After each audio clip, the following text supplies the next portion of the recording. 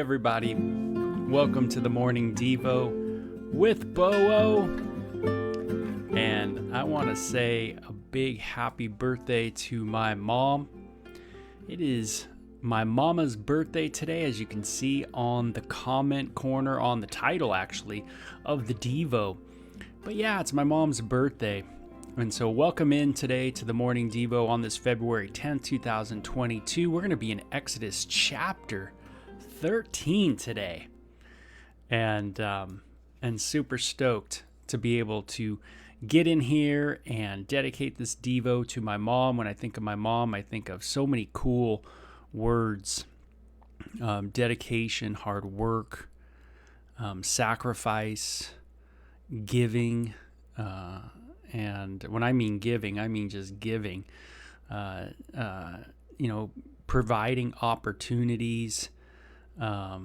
Just mom has been amazing, super amazing. Me and my brother wouldn't be where we are at today without all the dedication and sacrifice and giving of our mom. So I know I speak on behalf of my brother as well.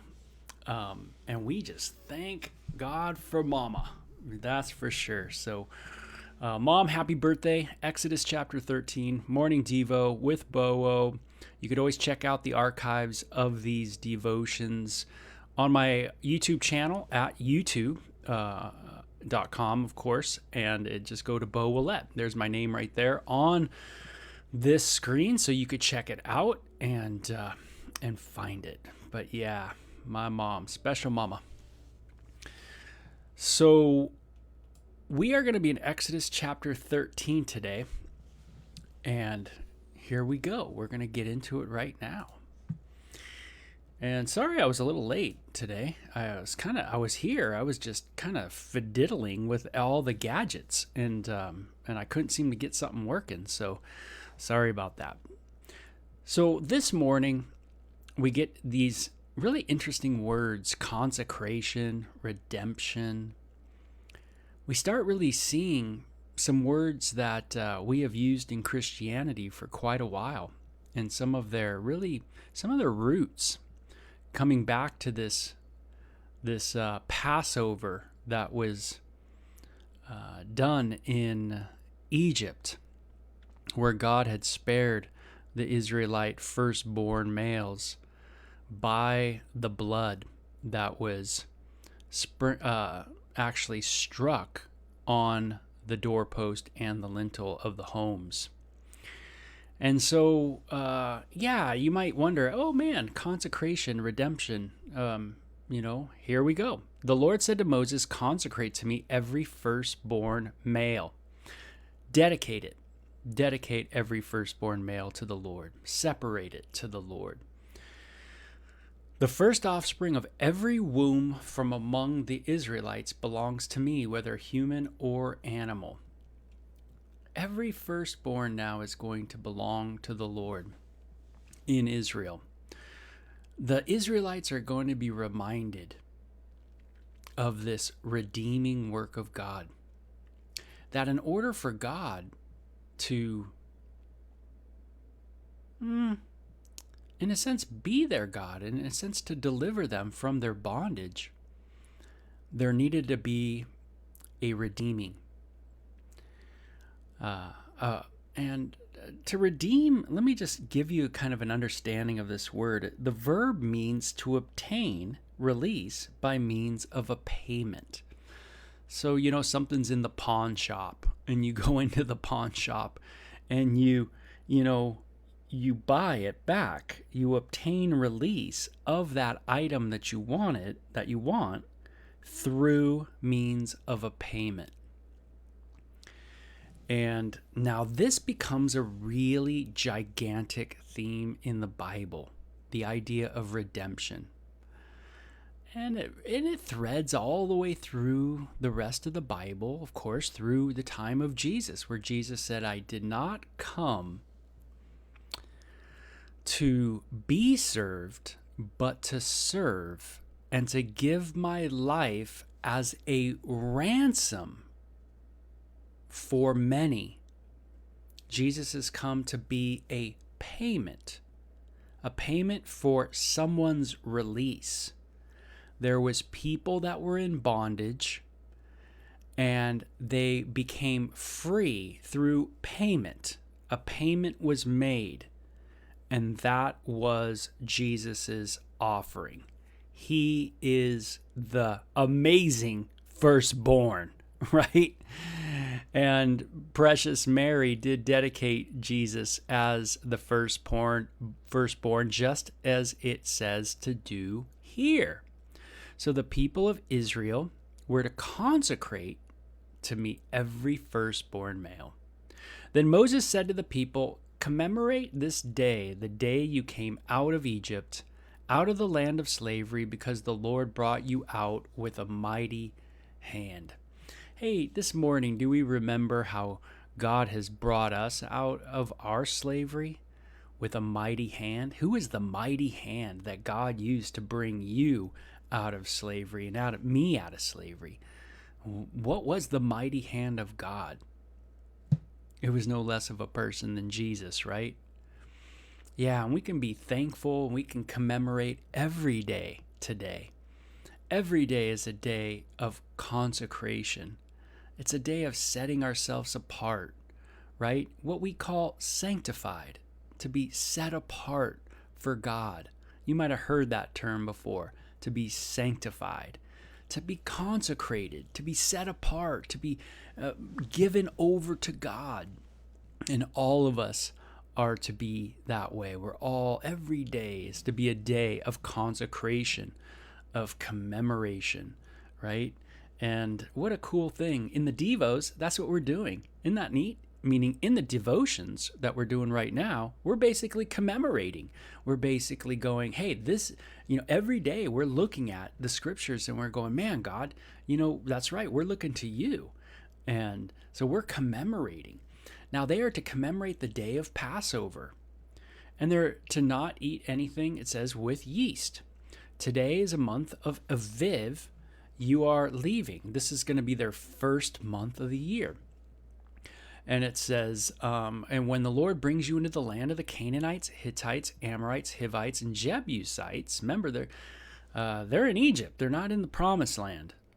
They've been slaves. And it says, the land he swore to your ancestors to give you, a land flowing with milk and honey, you are to observe this ceremony in this month. For 7 days, eat bread made without yeast, and on the seventh day, hold a festival to the Lord. Isn't that cool? It's to be a festival. When you think of God, do you think of good things? Do you think of festive things? When you think of God, do you equate God with joy and pleasure and those kind of things? Or when you hear things like joy and festivities and pleasure, does your mind automatically, because of your, in a sense, taintedness with the world, do you automatically go to distortions? Think about it. Do you see God as awesome and joyful and beautiful and pleasurable and festive and that kind of thing? A lot of times, throughout the church history, right, people have been kind of dour and sour, like, oh, in order to worship God, you kind of have a really diminished chord being played on the piano and that kind of thing. But hey, Tina, I hope you can hear me, by the way. He says, I can't hear it. Can you guys? Yeah, I think everybody else is hearing it okay. I'm coming out okay, it says on my end. But check your end. Make sure you can hear it. So, but yeah, do you see, Israel's supposed to have a festival to the Lord. Man, something awesome. It says, eat unleavened bread during those 7 days. Nothing with yeast in it is to be seen among you. Yeah, it says, nor shall you have any yeast. Any yeast shall be seen, so no yeast even seen with your borders. So yeast becomes a real picture of sin. And this is something that's all the way threaded throughout the Bible. and into the New Testament that we want to live lives without yeast, without sin. So, this is something we always want to look at before God every single day of our life and say, hey, God, work on the areas of sin in my life, not just the ones that I've acted on, but the ones that are the motivators of the heart, the discontentments, the fears, the insecurities, the anger, the resentment, the bitterness, those things that really create the actions within us. Lord, look and search. Search our hearts, right? See if there be any wicked way in me. And so this yeast, Israel is going to have to deal with, during this festivity, they're going to have to move it out. They're going to have to get rid of it. The idea of, it's hard to really be enjoying God when you're bitter, right? When you're filled with all the yuck, right? It's hard to be real festive, right? When you're angry all the time. What are you angry at today? What kind of anger is it? Is it a righteous anger? Or do you think there's some resentment and bitterness there that's creating you to really lose your joy of the Lord that is your strength? Yeah, God gives Israel these festivals to not only remember what he has done, but to remember too what he's going to continue to do. He will continue to redeem his people. He will get them out of slavery and bring them home. He's going to do that. And he does that in our lives. He's done that through the Messiah, through Jesus. And Tamara says she's working on focus on joy. That's right. Focus on Christ. Focused on God. Focused on what he has done. And get your eyes off of other things. I can't tell people enough to turn off the noise. There's only so much propaganda anyone can take, and it is all propaganda. I hate to tell you. But we have to be able to turn off the noise. Get back in the Word, And sure, there's good sources out there for news, and there's good things to look at and to be observant over and to be prayerful about. But let's not forget that festivity of having our joy in God, right? That festival in our heart before God because of what he has done. So eat unleavened bread during those 7 days. Eat nothing with yeast in it. Let's get rid of that yeast. Let's just throw it away, man. If you see that yeast, God help, let's get rid of it. That kind of passionate, getting rid. Let's sweep that stuff away. And it says, nor shall any yeast be seen anywhere within your borders. Wow, man, they are really to deal with the yeast all over the place during this festival. On that day, tell your son. Now, this is the experience of remembrance, right? Tell your kids, tell your progeny. I do this because of what the Lord did for me when I came out of Egypt. This is why I do this, because this is what the Lord has done for us. He has redeemed us. He has won us back. He has freed us. There has been a payment for our freedom out of the oppression of Pharaoh. And that was the lambs that were slain. They were the payment, right? We get to keep our firstborn. Israel got to keep their firstborn, right? All the other firstborn in the land, males, were put to death. And so, hey, did I do this as a father? Did I tell my kids about the work of God? Did I tell my kids about the work of Christ? About what Christ has done for me? What he did for me when I came out of Egypt? How he has brought me out of those things? How did it help me see things differently? I love that, Laura says, sometimes our anger is displayed in our complaints and we don't see it as anger and bitterness. Instead, we are complaining. We should go to God in prayer instead of complaining to each other. It's amazing how God can change our hearts. Amen, Laura. So true, right? Instead of maybe going to people, we just need to go to the Lord first, right? Let the Lord deal with our heart, you know. Now, it says you must keep this ordinance at the appointed time, year after year. And after the Lord brings you into the land of the Canaanites and gives it to you, he has promised an oath to you and to your ancestors. Now, God promised that the people of Israel would be in the land of Israel. Well, they were enslaved. They weren't going to be not enslaved. The Pharaoh, the hegemony, the plutocracy, whatever you want to call it, the oligarchy, that's a great word too. But, you know, they had the people of Israel in a state of numbness, in a state of just continual work slavery.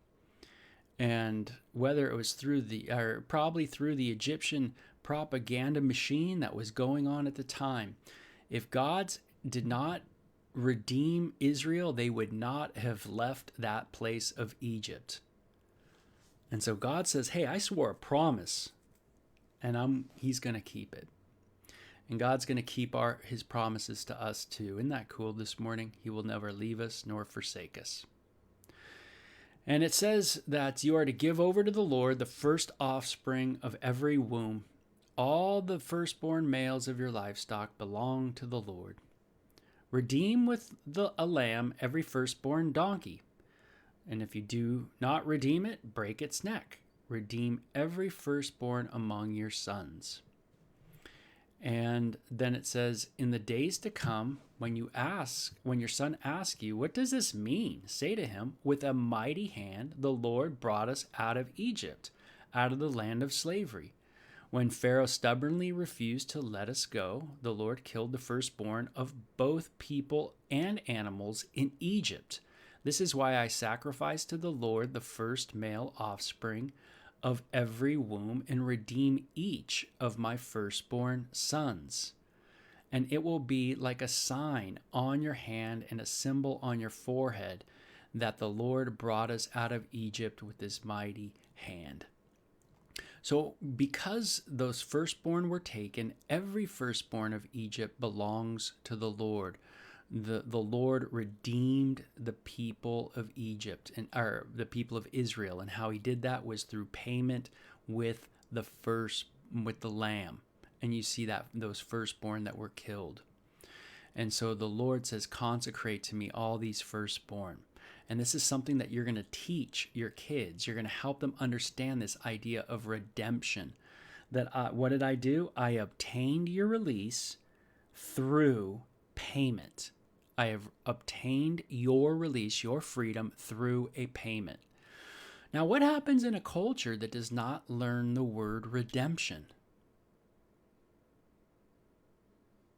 What happens in a culture if a world does not understand redemption? A big question. A big question. But there is a consequence to a culture that does not understand that they have been redeemed. And something happens to that culture, and it's not good. But we'll go on. That's something to think about. I'll let Pastor Peter Martin get that one and kind of discuss that. He does a great job with some of those cultural things for sure. So we're to tell our kids about redemption. We're to share with them about the redeeming work of Christ, right? And that's kind of what this is talking about right now. Now, good morning, Bob. Glad you're finally in, brother. Now, crossing the sea, it says, when Pharaoh let the people go, God did not lead them on the road through the Philistine country, though that was shorter. God said, if they face war, they might change their minds and return to Egypt. So God led them around by the desert toward the Red Sea. And the Israelites went up out of Egypt ready for battle. God seems to know exactly what we need and when we need it. And here we see God really watching out for his people as a father, as a mother. There's examples in the Bible of God who is spirit, by the way. There's examples that God being a mother gathering her children, or a father, caring and protecting. There's all these different pictures of God. And here you see God, taking care of his people and watching out for them. And God watches out for us too. And if you want some peace in your mind, hold fast to that truth that God is watching out, and he knows. And he knows that if you go down one road, that it might not be the best road, so he pulls you into another direction. And I love that. He's guiding. God is a guider. And do you believe God's a guider today? Do you believe he's guiding you? Do you believe when you look throughout the day and you're walking throughout the day and you're living your life throughout the day, do you believe in your heart that, hey, God's guiding me? God, you guide me. I'm asking you to guide me, and that kind of idea. Is that kind of something that's, you think of, as God's guidance, his guiding hand in your life. And that can be a beautiful confidence builder, to know that God is guiding. And, there's things that I've been bummed at, things that, I wish I could have done this more. I wish I could have done that more. And God seems to shut it down, and just says, nope, not that. Nope, not here, not there, not there. And, but I find that God always opens up another door somewhere else, and he's always guiding in another direction. And so, and it builds my confidence to have faith that God is there guiding. After leaving Sukkoth, they encamped at Etham on the edge of the desert. By day, the Lord went ahead of them in a pillar of cloud to guide them on their way, and by night in a pillar of fire to give them light, so that they could travel by day or night. Wow, what a wonderful provision of God. Neither the pillar of cloud by day nor the pillar of fire by night left its place in front of the people. Wow, the presence of God right with you all the time. Isn't that cool? God is ever present with us. Now, there's something neat about this passage too. If you're a Bible student, you know the Antichrist is going to put a mark on the forehead or the right hand of people, and it'll be his mark. But if you looked back up in this chapter, we really get a first mention of something. In verse 16, it says that this whole idea of remembering the redemptive work of God in Egypt and what they are to do with their firstborn animals or humans. Humans are to be redeemed by a lamb.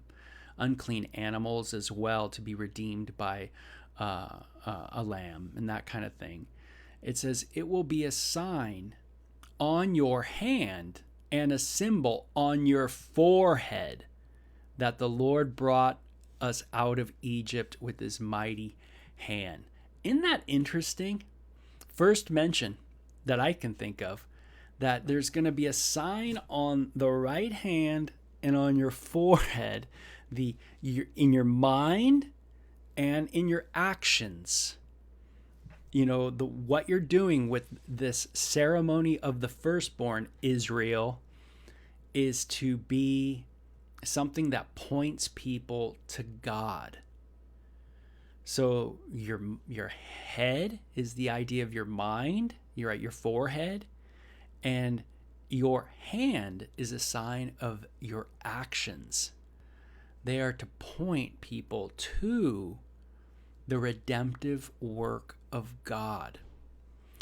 And it's very interesting that the Antichrist will establish a system where people will have a mark in their hand and in their forehead that will not glorify the redemptive work of God, but the mighty power of the Antichrist, the false, the pseudo-Christ, the one that everybody thinks is Jesus. They think he's Christ, but he's not. Whoa, right? Very interesting.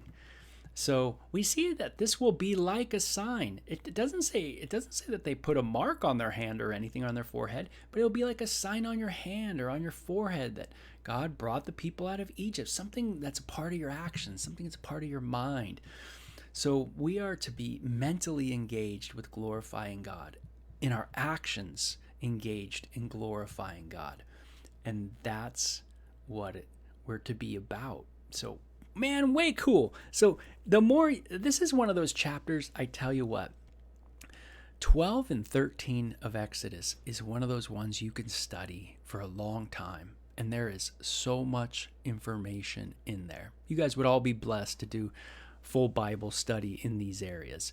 You can, of course, always go to Calvary Christian Fellowship and search. Just do in the search box, Exodus 12 and see what pops up. So Exodus 13 and see some of the Bible studies that are done there.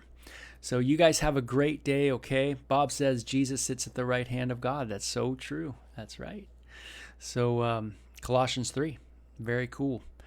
Hey, you guys have a good one, okay? Happy birthday, Mama. Bye-bye.